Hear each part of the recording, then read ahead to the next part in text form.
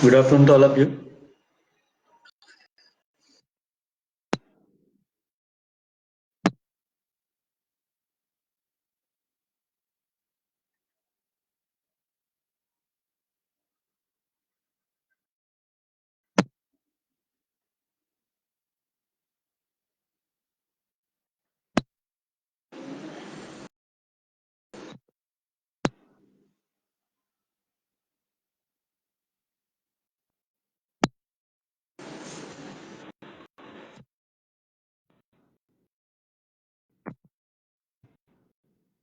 Good afternoon to all of you.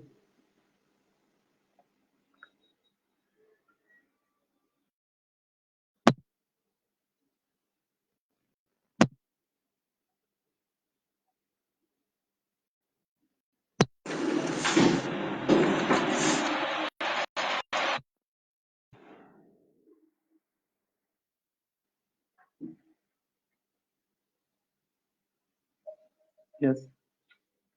Good afternoon.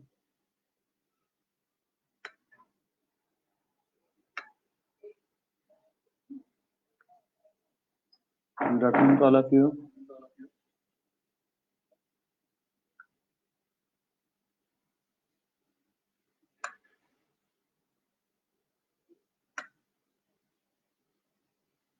Hello. Yes, हम लोगों ने कल शुरू किया था डेटा स्ट्रक्चर. डेटा स्ट्रक्चर में we have completed stack implementation. हमने स्टैक के इम्प्लीमेंटेशन का प्रोग्राम बना चुके हैं. आज स्टैक के एप्लीकेशंस आगे देखेंगे और साथ में हम ये भी देखेंगे कि ये स्टैक का जो स्टैक के एप्लीकेशन से रिलेटेड एक बोर्ड एग्जाम में आने वाला क्वेश्चन भी हम ट्राई करेंगे कि how to convert an expression from infix to postfix using stack method. Stack का यूज करते हुए कैसे हम एक इनफिक्स एक्सप्रेशन को पोस्टफिक्स में चेंज करते हैं जहां स्टैक का यूज होता है. तो अभी हमारा स्टैक इम्प्लीमेंटेशन तो हो गया बेटा. हमने स्टैक का प्रोग्राम बना लिया कल क्लास में. आज उसके स्टैक की क्या एप्लीकेशन है, कहाँ यूज होता है ये कॉन्सेप्ट, ये समझेंगे. क्यों हम स्टैक का प्रोग्राम बना रहे हैं, क्यों हम लीफो को मेंटेन करना चाह रहे हैं, लास्ट इन फर्स्ट आउट कहाँ इंपॉर्टेंस है इसकी, कहाँ यूज होता है इसका, तो ये समझेंगे हम. ठीक है, तो शैल वी स्टार्ट नाउ. कल जो किया उसका थोड़ा सा एक रिवीजन कर लेते हैं जब तक लोग ज्वाइन हो जाएंगे. तो शॉर्ट में एक रिकैप करते हैं कल क्या क्या देखा हमने. ठीक है, तो सबसे पहले डेटा स्ट्रक्चर क्या था. Data structure means it is a single unit containing two things. One is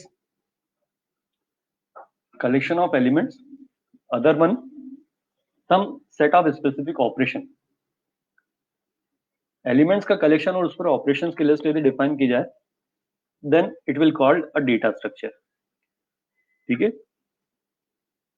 यदि कल जो किया उसका थोड़ा सा रिवीजन कर लेते जब तक.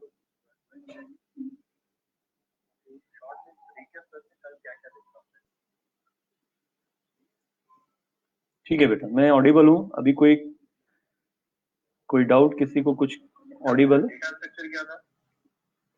यस.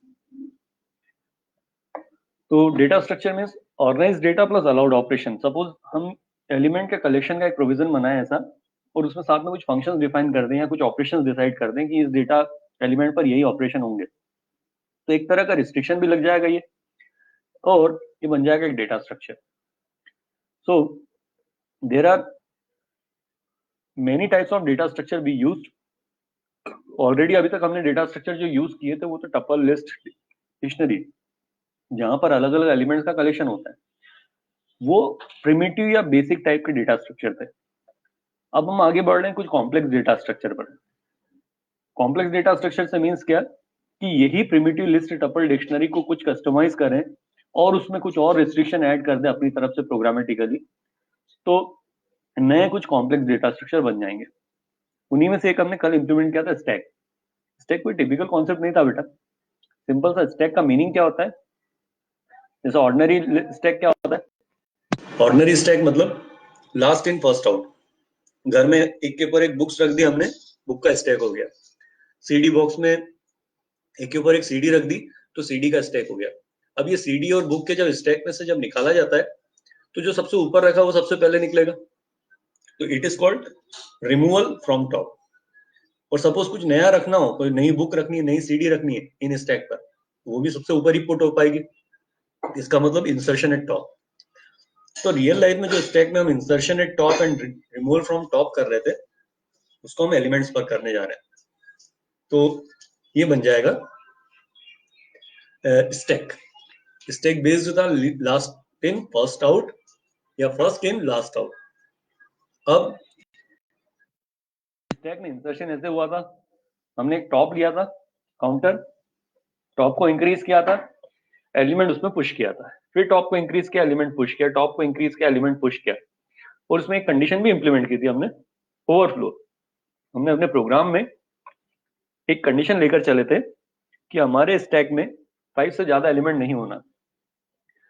तो आप जो भी स्टैक इंप्लीमेंट कर रहे हैं, पहले से यदि आपने डिसाइड कर लिया कि ये स्टैक में इतने ही एलिमेंट रह पाएंगे, मेमोरी पर डिपेंडेंसी नहीं होगी, जब तक मेमोरी फुल हो तब तक चलता रहे, ऐसा नहीं है। We want to put restriction that our stack can accommodate an specific number of element. तो इस चीज को अचीव करने के लिए हमने यहाँ पर प्रोग्राम जब बनाया होगा तो याद दिला दूं, मैं एक मैक्स साइज लिया था वेरिएबल।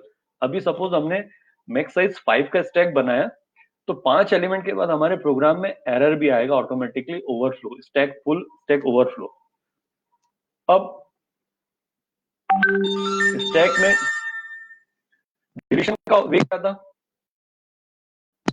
स्टैक में डिलीट करते हैं तो डिलीशन जो होगा, एलिमेंट को डिलीट करने के लिए we delete element by shifting top. और इसमें मेन फंक्शन तो यूज हुआ था लिस्ट का एसोसिएटेड फंक्शन पॉप फंक्शन, जो कि हमेशा टॉप एलिमेंट को लिस्ट के हटाता है। lst.pop वहां प्रैक्टिकली यूज किया था, और लॉजिकली इसका रिप्रेजेंटेशन सामने आपके 85 सबसे पहले डिलीट होगा, टॉप डिक्रीज होकर 30 आ जाएगा। अब 30 डिलीट होगा तो टॉप और डिक्रीज होकर 60 पर आ गया, 60 डिलीट होगा टॉप 45 पर आ गया। इस तरीके से एलिमेंट डिलीट हो रहा है, टॉप मार्कर को नीचे शिफ्ट करते जा रहे हैं। तो यहाँ जस्ट एक टॉप का क्या रोल है, एक इंडिकेटर है, एक इंटीजर वेरिएबल लिया हुआ है जो थ्रू आउट प्रोग्राम में जिसको इंसर्शन और डिलीशन पे अपडेट करवा दे। अपडेट कैसे कर रहे हैं, पुश ऑपरेशन जब हो रहा है तो टॉप को +1 कर रहे हैं और पॉप को -1 कर रहे हैं, ताकि टॉप की पोजीशन से हम बता पाए कि कहां पर इंसर्शन होगा, कहां पर डिलीशन होगा। तो ये इसी को लेकर हमने कल प्रोग्राम कर लिया था। अब प्रोग्राम करने के बाद क्या यूज है स्टैक का और क्या एप्लीकेशन है वो समझ लें। तो स्टैक की 3 एप्लीकेशन है बेटा मेन। वैसे तो बहुत सारा ये कंसेप्ट लीफो जो है बहुत जगहों पर प्रोग्राम में, प्रोग्रामिंग में कई जगहों पर यूज होता है, last in first out.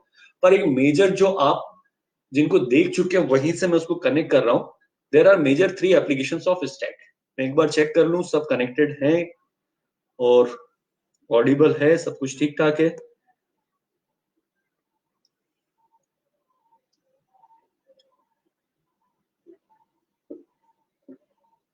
Yes, तो स्टैक में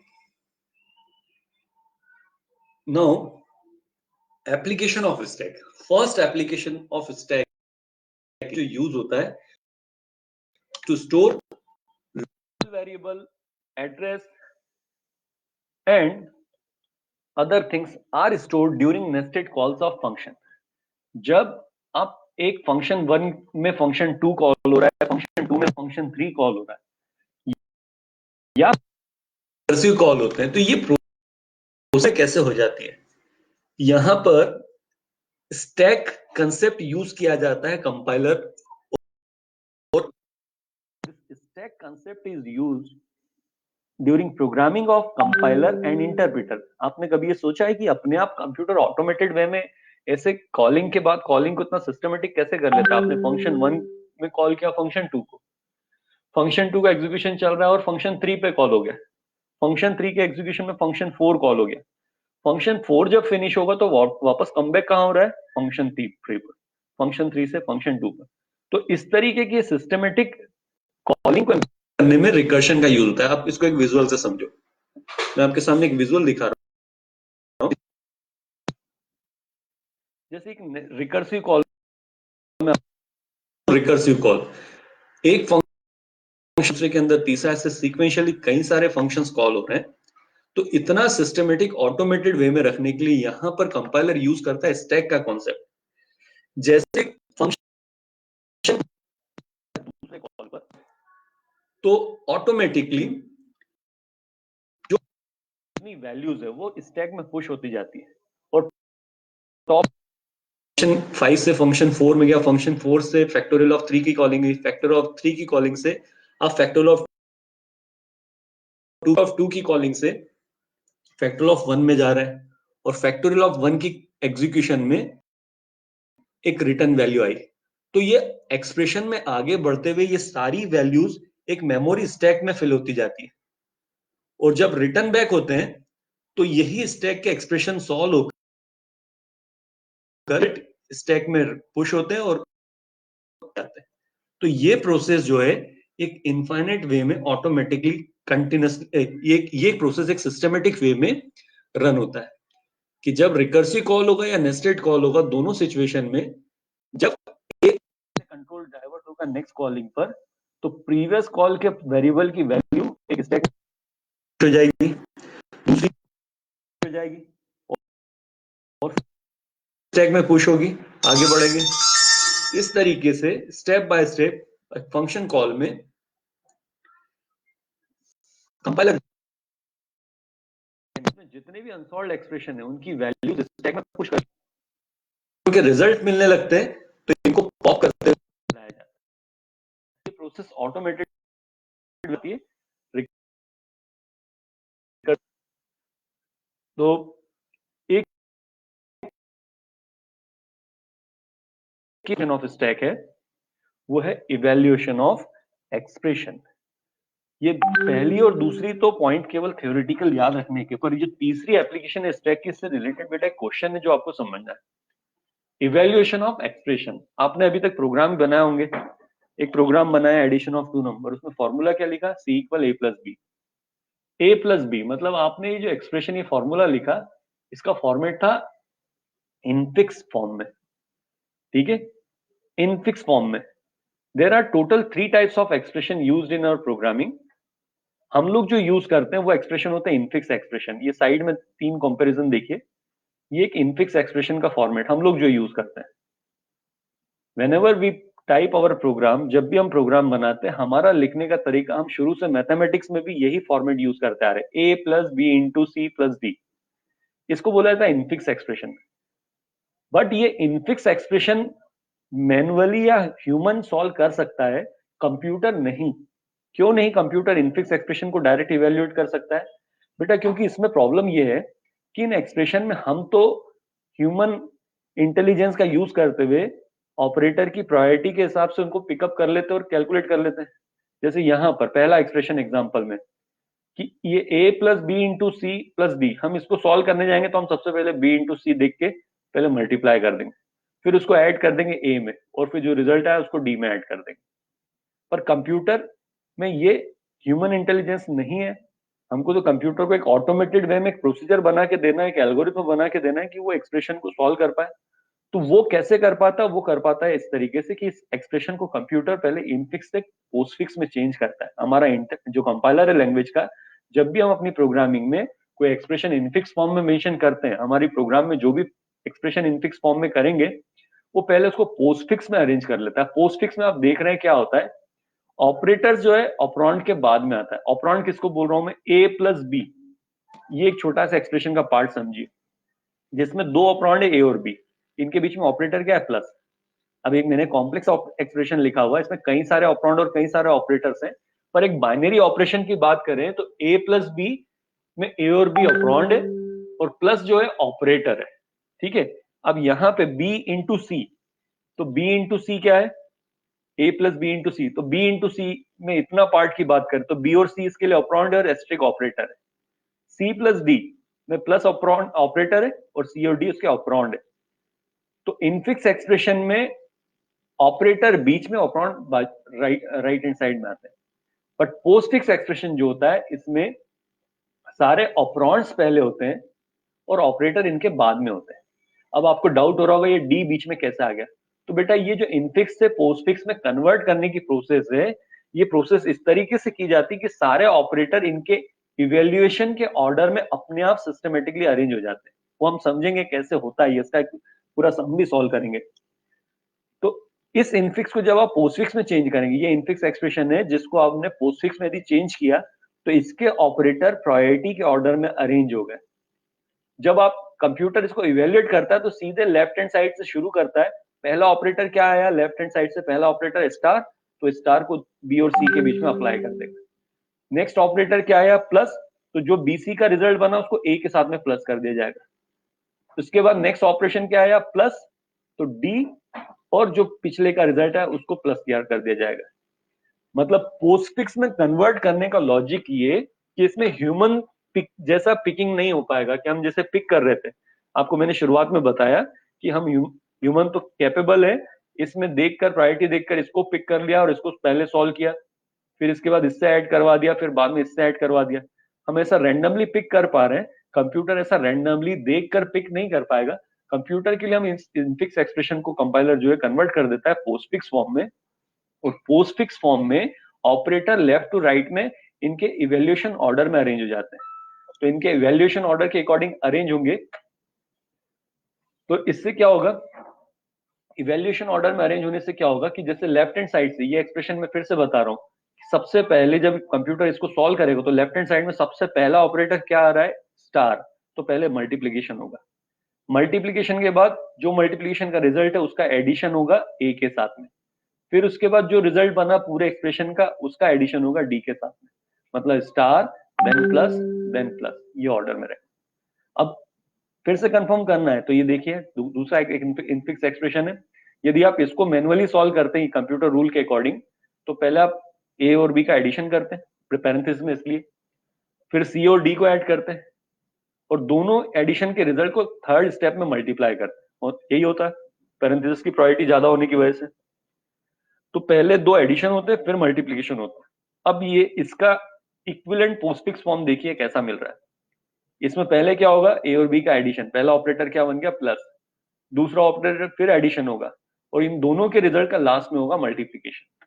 तो इस तरीके से पोस्टफिक्स एक्सप्रेशन में ऑपरेटर्स जो है ऑटोमेटिकली अपनी प्रायोरिटी के ऑर्डर में अरेंज हो जाते हैं। इस वजह से यहां पर एक स्टैक की बहुत मेजर एप्लीकेशन है। जितने भी लैंग्वेज प्रोग्रामिंग लैंग्वेजेस के कंपाइलर बनाए जाते हैं उसमें स्टैक के एक एल्गोरिथम का यूज किया जाता है जो कि इनफिक्स एक्सप्रेशन को पोस्टफिक्स में कन्वर्ट करता है। ये एप्लीकेशन है स्टैक की, एक्सप्रेशन इवैल्यूएशन एप्लीकेशन है स्टैक की, जो कि दो फेज में होती है। दो फेज क्या है इसके, दो स्टेप क्या है, एक तो इनफिक्स से पोस्टफिक्स बनाने के स्टेप में भी स्टैक यूज होता है और दूसरा पोस्टफिक्स बनने के बाद इसको इवैल्यूएट करने के स्टेप में भी स्टैक यूज होता है। There are two major use of concept of stack for a language compiler or interpreter. Number one, in phase one, for conversion of given infix expression in postfix form, stack is used, and for evaluation of that postfix expression, stack concept is used. तो ये दो application है जो कि हमको इसका numerical एक सम भी सॉल्व करने के लिए एग्जाम में क्वेश्चन आता है कि convert infix expression into postfix form. अच्छा बीच में प्रीफिक्स भी लिखा है बेटा, कुछ लैंग्वेज कंपाइलर में ये इनफिक्स को पोस्टफिक्स में ना चेंज करके प्रीफिक्स में भी चेंज किया जाता है। तो इसलिए प्रीफिक्स क्या है, जिसमें ऑपरेटर्स पहले और ऑपरेंड बाद में, ठीक है, ऑपरेटर्स पहले होता है और ऑपरेंड बाद में होता है, उसको बोला जाता है प्रीफिक्स। ठीक है, तो अभी हम ये एप्लीकेशन देखेंगे कि कैसे इनफिक्स से पोस्टफिक्स में चेंज किया जाता है यूजिंग स्टैक। बेटा इसके लिए बहुत सारा प्रोग्रामिंग, इतनी लेफ्ट हैंड साइड की पूरी डिटेल पढ़ने के बजाय एक सिंपल वर्ड्स में सुन लो पहले, तो आपको पूरी स्टोरी समझ में आ जाएगी कि कैसे इनफिक्स से पोस्टफिक्स में चेंज किया जाता है। To convert an expression given infix expression into postfix form, इसके लिए जो प्रोसीजर यूज की जाती है वो प्रोसीजर 3 कॉलम की। आप चाहो तो पूरा पढ़ने के बजाय मेरी बात सुनते जाओगे तो आपको समझ में आते जाएगा। इसको इनफिक्स से पोस्टफिक्स में चेंज करने के लिए आप मेरी बात ध्यान से सुनेंगे यदि, तो आपको ये पूरा कॉम्प्लेक्स एल्गोरिथम याद नहीं रखना पड़ेगा, ऐसे ही समझ में आ जाएगा। देखिए राइट हैंड साइड में मैं आपको सॉल्व करके बता रहा हूँ। एक राइट हैंड साइड में मैंने एक एक्सप्रेशन नोट किया, x equal a plus B into C slash D minus E. We want to change this expression in postfix form. यदि हमको इस एक्सप्रेशन को पोस्टफिक्स फॉर्म में चेंज करना है, a plus B into C slash D minus E, change करने के लिए क्या किया जाएगा? इसके लिए चेंज करने की जो प्रोसेस, आपको एग्जाम में भी क्वेश्चन आ सकता है, तो आपको आपका आंसर सॉल्यूशन जो है वो 3 कॉलम में प्रेजेंट करना पड़ेगा। You have to present your answer solution in 3 column. 1 column is scanned character, एक कॉलम बनेगा स्कैन्ड कैरेक्टर का, दूसरा कॉलम बनेगा ऑपरेटर स्टैक, या मैंने स्टैक लिखा हुआ है, या तो इस पे लिख सकते हैं आप ऑपरेटर स्टैक का सेकंड कॉलम, और तीसरा कॉलम बनेगा आउटपुट स्टैक का। For conversion of any infix expression into postfix form, we must have to present our solution in 3 column. One is scanned character, other one is operator stack, third one is output stack. देखिए कैसे होगा ये। सबसे पहले आपको पूरा ये जो गिवन कैरेक्टर है उसको 1 बाय 1 लेफ्ट हैंड साइड से स्कैन करना शुरू करना है। सबसे पहला कैरेक्टर क्या है इसका? ए। इसको ए को स्कैन किया। रूल सुन लीजिए, 2 रूल पहले अभी ओपन कर दो, बाद में सारे डिटेल रूल पर जाऊंगा। पहले बेसिक से 2 रूल सुनो। पहला रूल ये, यदि स्कैन कैरेक्टर ऑपरॉन्ड है, ऑपरॉन्ड तो समझ गए ना आप, यहाँ पे ऑपरॉन्ड कौन कौन से दिख रहे हैं? A B C D E, there are 5 operands. And operator समझ गए ना, ऑपरेटर्स क्या है? Plus, star, slash, minus. हमको इस एक्सप्रेशन, इनफिक्स एक्सप्रेशन को चेंज करने जा रहे हैं पोस्टफिक्स फॉर्म में। तो पोस्टफिक्स फॉर्म में हम क्या करेंगे? चेंज करने के लिए एक एक कैरेक्टर को 1 बाय 1 लेफ्ट हैंड साइड से स्कैन करेंगे। We will scan this expression from here, यहां से लेफ्ट टू राइट स्कैनिंग होगा। इस पूरे एक्सप्रेशन को चेंज करना है हमको पोस्टफिक्स में, तो यहां से स्कैनिंग शुरू होगा, फिर आगे बढ़ेंगे, इसको स्कैन करेंगे, फिर इसको ऐसे लाइन से स्कैन करेंगे लास्ट तक। इसमें 2 ही सिचुएशन बनेगी, या तो स्कैन किया हुआ कैरेक्टर ऑपरॉन्ड मिलेगा या ऑपरेटर मिलेगा। If scanned character is an operand, then push it into output stack. यदि स्कैन किया हुआ कैरेक्टर ऑपरॉन्ड मिला तो उसको कहां भेज दो? उसको भेज दो तीसरे कॉलम में, आउटपुट स्टैक में। यहां पे भेज दिया हमने, क्लियर हो गया। फर्स्ट कैरेक्टर स्कैन कैरेक्टर ए था, इसको कहां भेजा? आउटपुट स्टैक में। Next, if scan character is an operator, यदि ऑपरॉन्ड नहीं है और ऑपरेटर है तो कहां भेजना है? उसको भेजना है आउटपुट स्टैक में। ये इतना आसान भी नहीं है और इतना मुश्किल भी नहीं है, पर ध्यान रखना भी इसमें कुछ और होने वाला है। ऑपरॉन्ड के लिए तो कुछ नहीं होगा, लास्ट तक ये लाइन कॉमन रहेगी। If scan character is an operand, A था, उसको आउटपुट स्टैक में भेजना है, और यदि ऑपरेटर है तो उसको कहां भेजना है? ऑपरेटर स्टैक में, मिडिल वाले कॉलम में, ठीक है।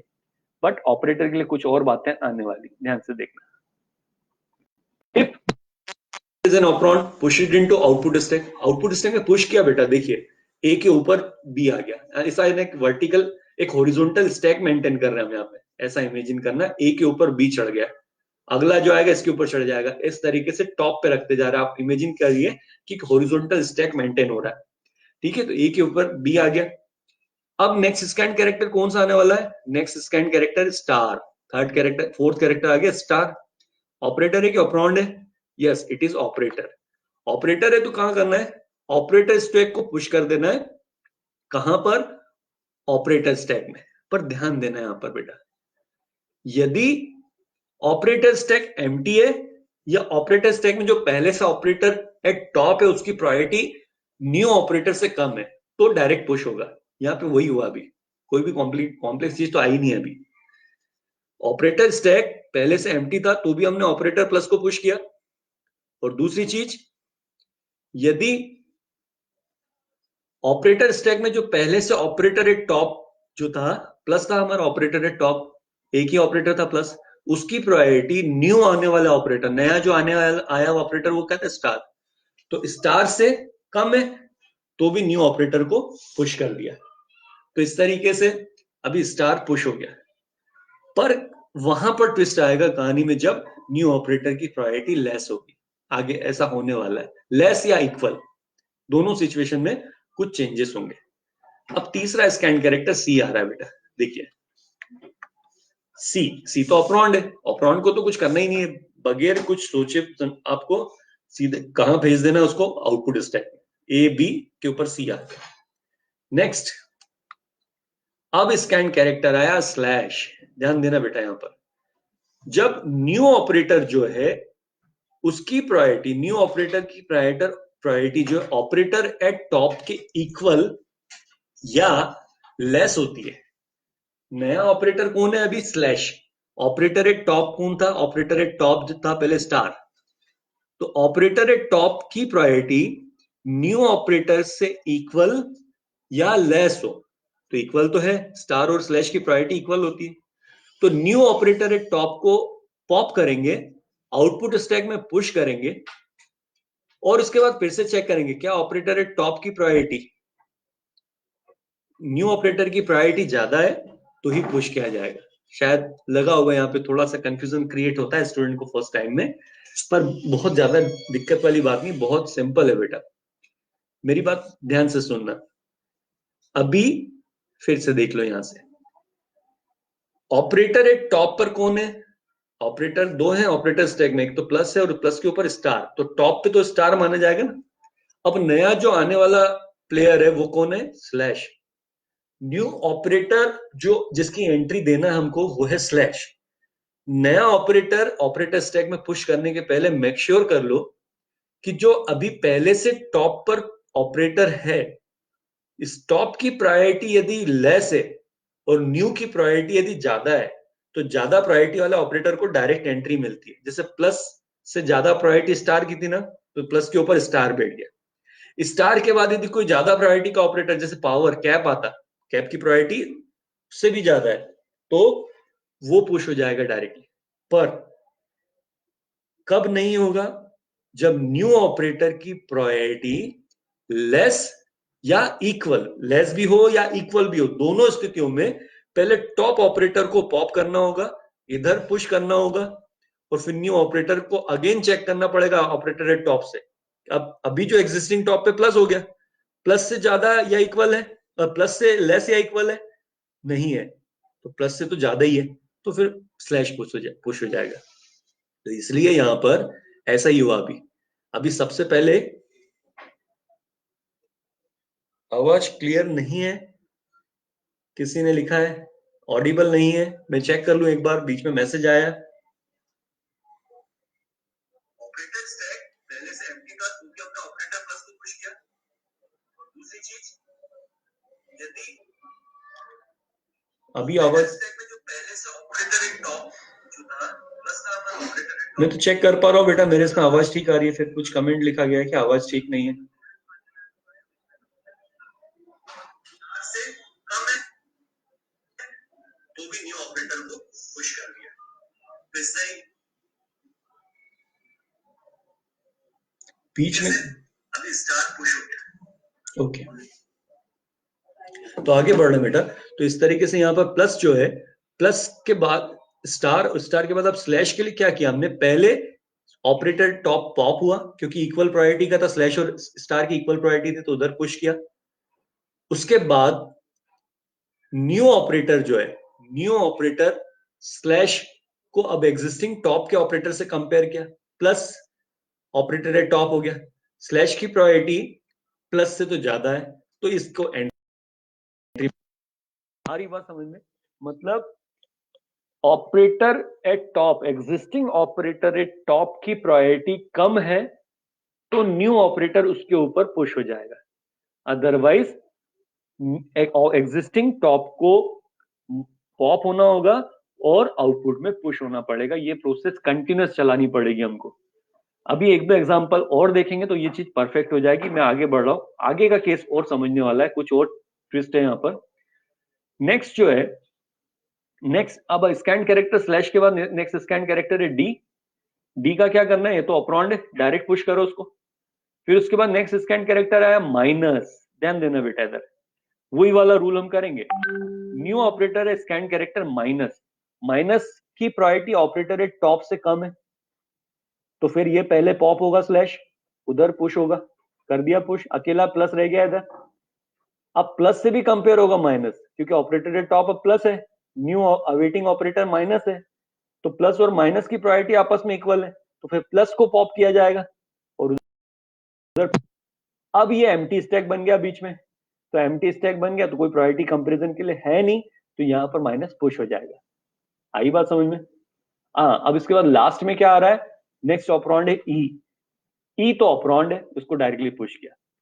सबसे लास्ट में बेटा एक काम करना जरूरी होता है कि जब पूरा एक्सप्रेशन चेक हो जाए, पूरा एक्सप्रेशन स्कैन हो गया, इधर ऑपरेटर स्टैक में जितने भी ऑपरेटर बच जाते हैं, यहां तो हमारे केस में एक ही ऑपरेटर बचा है, समझ लो एक से ज्यादा भी यदि बच जाते हैं तो वन बाय वन उनको पॉप करना है और आउटपुट स्टैक में पुश करना है, वन बाय वन पॉप करना है और आउटपुट स्टैक में फाइनली पुश करना है उनको, ये करना जरूरी होता है।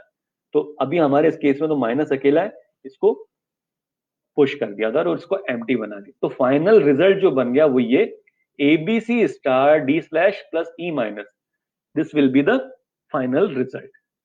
जिनको समझ में नहीं आया एक बार शॉर्ट में रिकैप कर लेते हैं उनके लिए, ठीक है, अपनी भाई लोग हैं, अपनी बहन है, जिनको नहीं समझ में आया होगा तो थोड़ा सा आपने पेशेंस रखना और एक बार और देख लो बेटा, बहुत इंपॉर्टेंट क्वेश्चन आ सकता है 2-3 मार्क्स में। प्रोसेस ये है, प्रोसेस ये है कि प्रोसेस ये है कि हम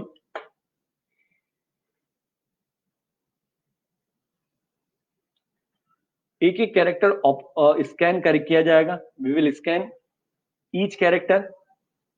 अभी शायद बफरिंग का मैसेज आ रहा है आपकी तरफ से बेटा, मैं नेट तो फुल्ली कनेक्टेड है यहां पर, फिर भी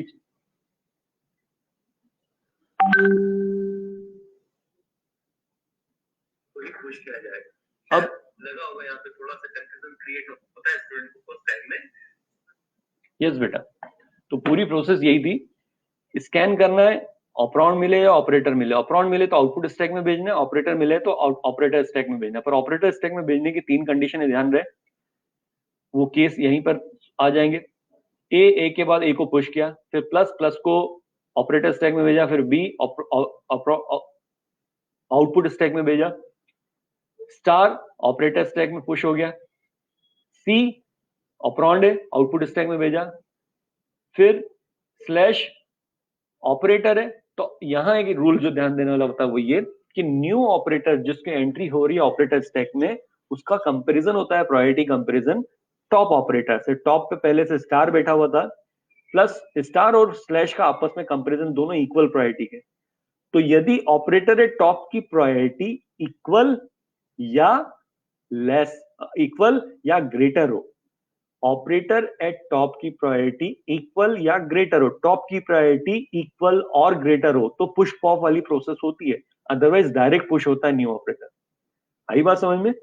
ऑपरेटर एट टॉप की प्रायोरिटी जो पहले से टॉप पर है उसकी प्रायोरिटी लेस, उस ऑपरेटर एट टॉप की प्रायोरिटी इक्वल और ग्रेटर हो, जो टॉप पर है उसकी प्रायोरिटी पहले से जो टॉप पर है उसकी प्रायोरिटी इक्वल और ग्रेटर हो तो पुश पॉप की प्रोसीजर की जाएगी। तो उस केस में यहां पर यही हुआ था कि पहले हमने स्टार को पॉप किया, उधर पुश किया, फिर प्लस का स्लैश से कंपैरिजन हुआ तो टॉप की प्रायोरिटी तो लेस थी, तो प्लस के ऊपर टॉप पर बैठ गया स्लैश। उसके बाद नेक्स्ट ऑपरेंड डी, डी के केस में ये पुश होगा आउटपुट स्टैक में, और उसके बाद माइनस आया तो माइनस की प्रायोरिटी जो है स्लैश और प्लस के दोनों स्लैश के से कंपेयर होगी, स्लैश से तो माइनस लेस प्रायोरिटी का है तो स्लैश को पॉप किया उधर पुश किया, फिर प्लस से इक्वल है तो प्लस को भी पॉप किया उधर पुश किया, उसके बाद माइनस को एम्प्टी स्टैक होने में पुश कर दिया। सबसे लास्ट में स्कैन कैरेक्टर ई था, ऑपरेंड था, ऑपरेंड को आउटपुट स्टैक में भेजा और उसके बाद लास्ट में ये एम्प्टी हो गया। तो फाइनली हमारा जो रिजल्ट एम्प्टी होने के बाद जो आउटपुट स्टैक है वही हमारा आंसर होगा। एग्जामिनर्स यहां से चेक करना शुरू करते हैं जनरली आपका आंसर करेक्ट है कि नहीं, और आंसर करेक्ट है तो फिर सारी स्टेप्स करेक्ट है कि नहीं।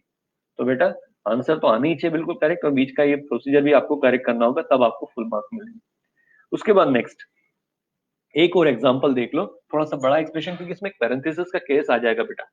पैरेंथेसिस का केस देखने के लिए एक एक्सप्रेशन लिया हमने जिसमें ये सिचुएशन बन रही है, स्कैन कैरेक्टर जो है, पैरेंथेसिस का एक ही इलाज है बेटा, पैरेंथेसिस ओपन आएगा तो डायरेक्टली उसको पुश करना है, यदि एक्सप्रेशन में पैरेंथेसिस आएगा तो उसको ऑपरेटर स्टैक में पुश क्या करना है, जब तक कि इसका पैरेंथेसिस क्लोज ना आ जाए। ये पैरेंथेसिस ओपन जब पुश हो गया ना, ये कब हटेगा?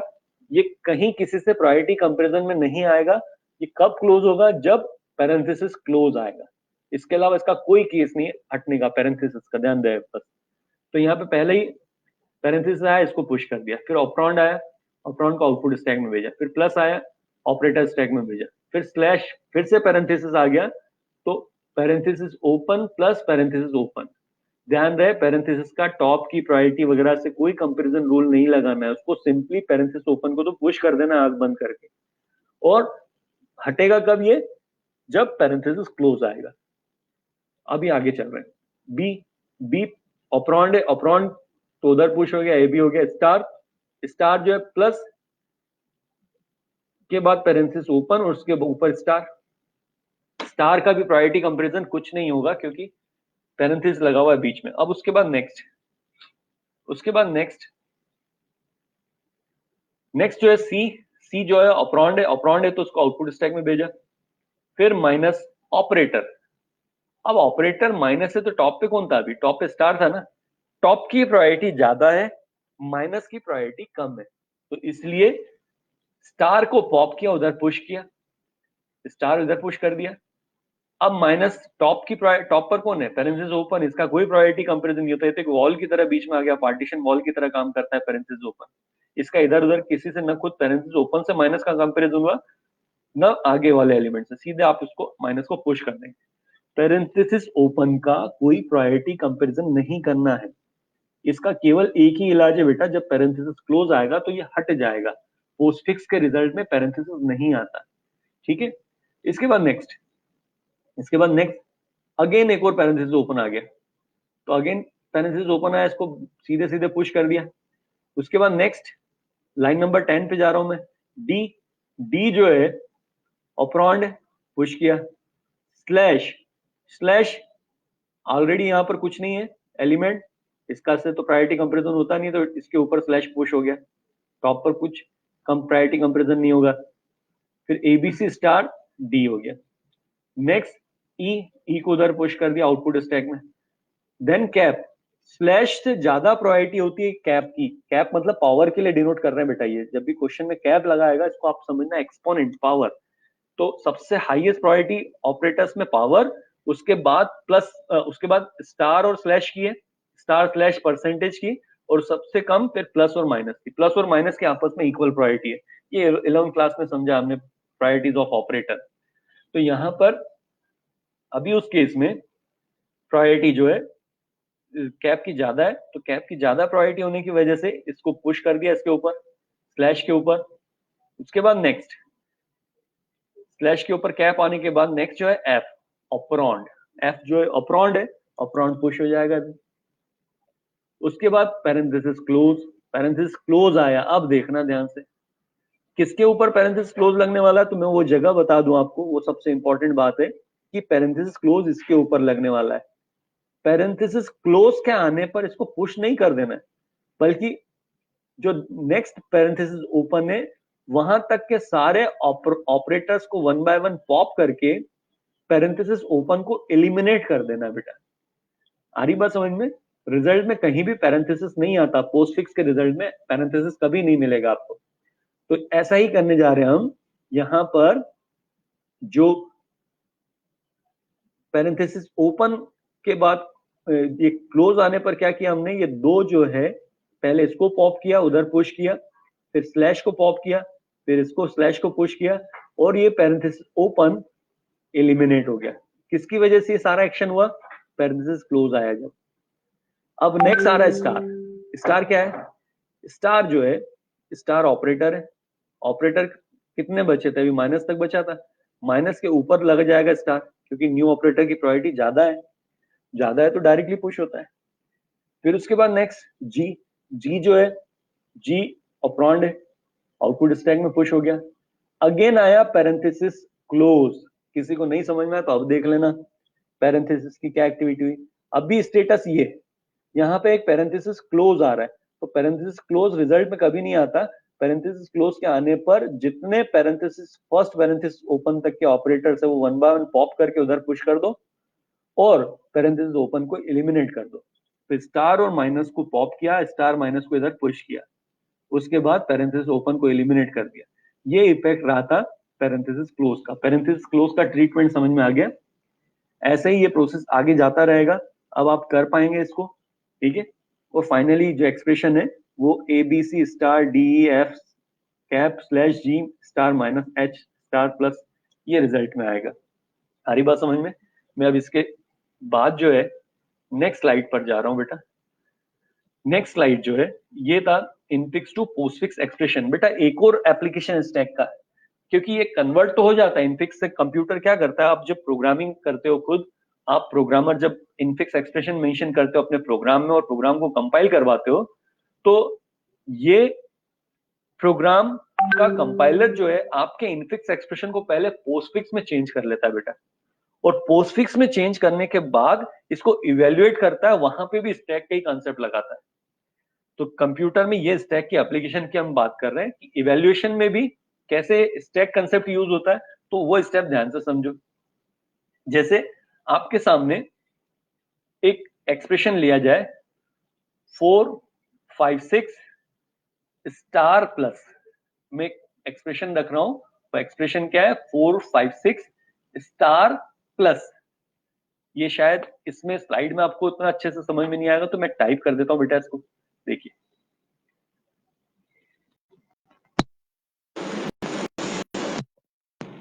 टाइप करके बता रहा हूं।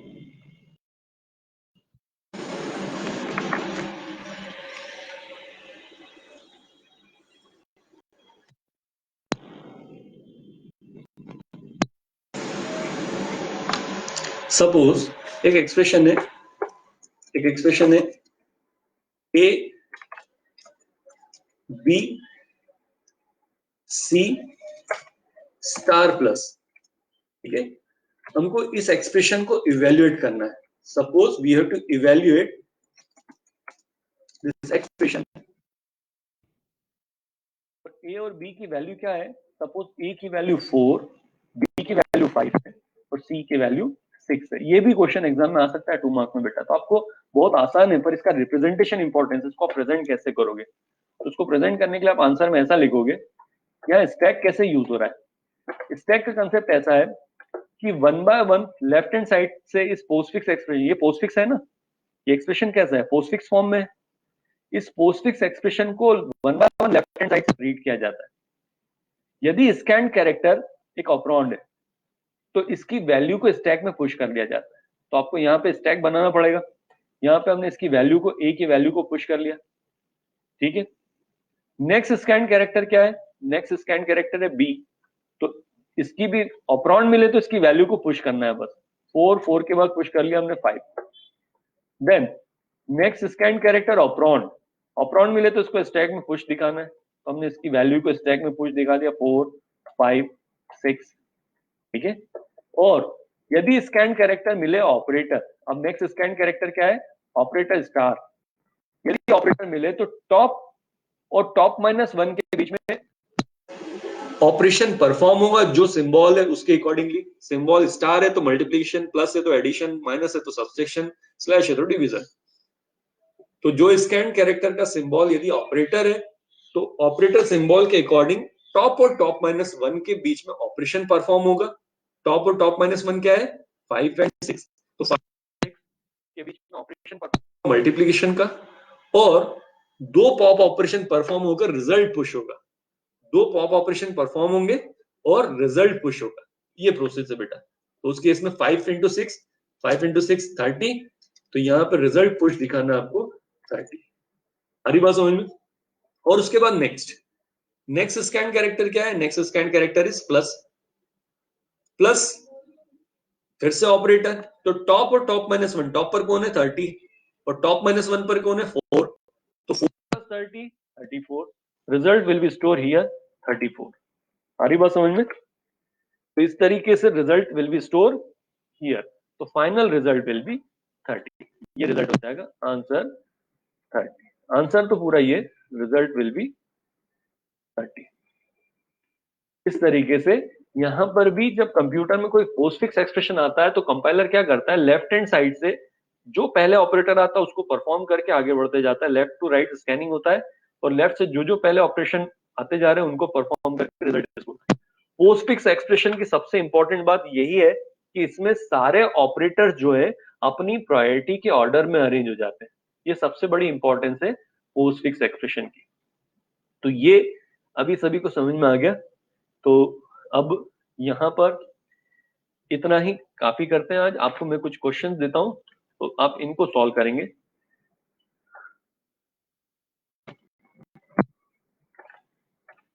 ठीक है बेटा, आज इतना ही हम इसको करके आप करते हैं, क्योंकि नेक्स्ट जो टॉपिक है वो क्यों शुरू करना है, क्यों आज शुरू नहीं हो पाएगा, तो इसलिए आज यहीं तक।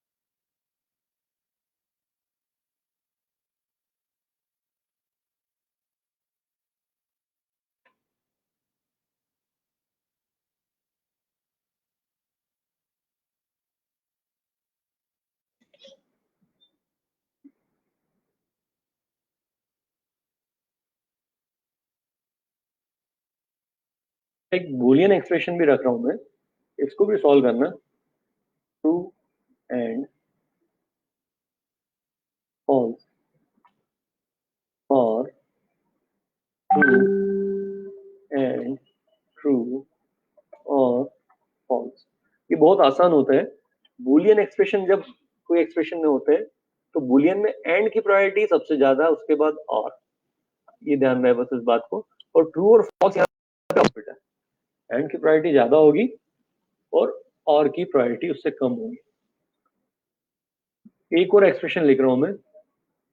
तीसरा जो एक्सप्रेशन है, तीसरा एक्सप्रेशन एक नोट करते हैं। A plus B divide by C minus D slash F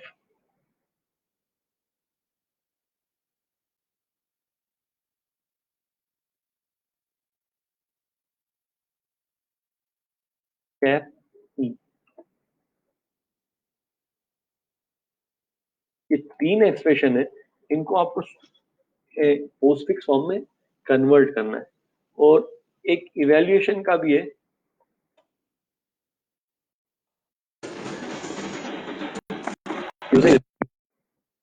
suppose यही एक एक्सप्रेशन है,